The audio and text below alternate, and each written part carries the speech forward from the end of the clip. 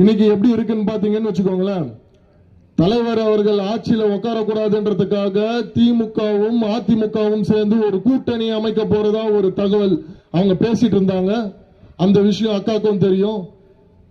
என் தலைவர் கட்சி இப்படி இருக்கக்கூடாது, அடுத்த எம்ஜிஆர் வந்துட்டாரு, நான் அங்க போய் உண்மையான தலைவர் கூட இருந்து நான் வேலை செய்து என் தொகுதி மக்களை பார்த்துக்கணும்ன்றதுக்காக தான் அக்கா அவர்கள் அந்த கட்சியை தூக்கி எறிஞ்சிட்டு வந்தாங்க.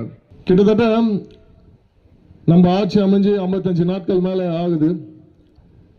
என்ன பண்றதுனே தெரியல. மாற்று கட்சிக்கு என்ன விஷயத்தை எடுத்து இவங்களுக்காக ஆர்ப்பாட்டம் பண்றது, போராட்டம் பண்றது, எப்படி குறை சொல்றதுன்னு தெரியாம சுத்திட்டு இருக்காங்க. தலைவர் அவர்கள் ஆட்சி அமைச்சோடனே முதல்ல 200 யூனிட் இலவசம் சொல்லிட்டு சொன்னாங்க. அதுக்கு அடுத்த கட்டமாக பெண்களுக்கான பாதுகாப்பு குறித்து சட்டம் ஒழுங்கு நல்லா இருக்கணும்ன்றதுக்காக சிங்கப்பெண் படை திட்டத்தை அறிவிச்சாரு. இதுக்கு முன்னாடி ஒயின் ஷாப்லாம் பாத்தீங்கன்னா கிட்டத்தட்ட 10 மணிக்கு மேல பிளாக்ல ஓடும், காலைல பிளாக்ல ஓடும். அதெல்லாம் கிடையாது. கரெக்டான டைம்ல ஓபன் பண்ணி கரெக்டான டைம்ல மூடுறாங்க. எந்த அரசு அலுவலகத்திலையும் லஞ்சம் கேட்க கூடாது. நேற்று பாத்தீங்கன்னா தலைவர் அவர்கள் தெளிவாக சொல்லிட்டார். எங்கன்னா லஞ்சம் கேட்டாருன்னா கொடுக்க முடியாதுன்னு சொல்லுங்க, நான் இருக்கேன் உங்க கூட அப்படின்ட்டு. அந்த மாதிரியான ஆட்சி தான் இங்க நடந்துட்டு இருக்கு.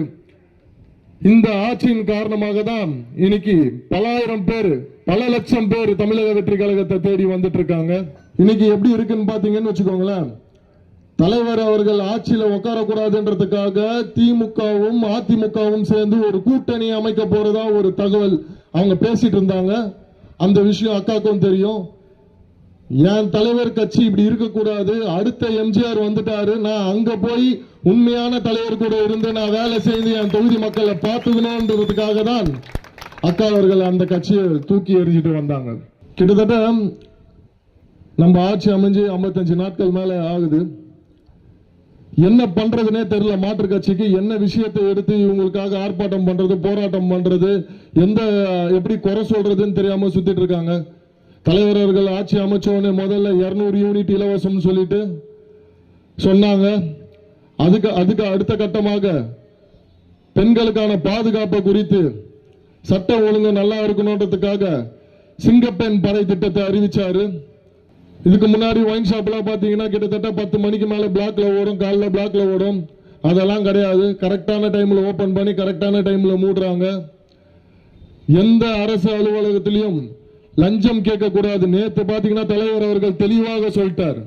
எங்கன்னா லஞ்சம் கேட்டாருன்னா கொடுக்க முடியாதுன்னு சொல்லுங்க, நான் இருக்கேன் உங்க கூட அப்படின்ட்டு. அந்த மாதிரியான ஆட்சி தான் இங்க நடந்துட்டு இருக்கு.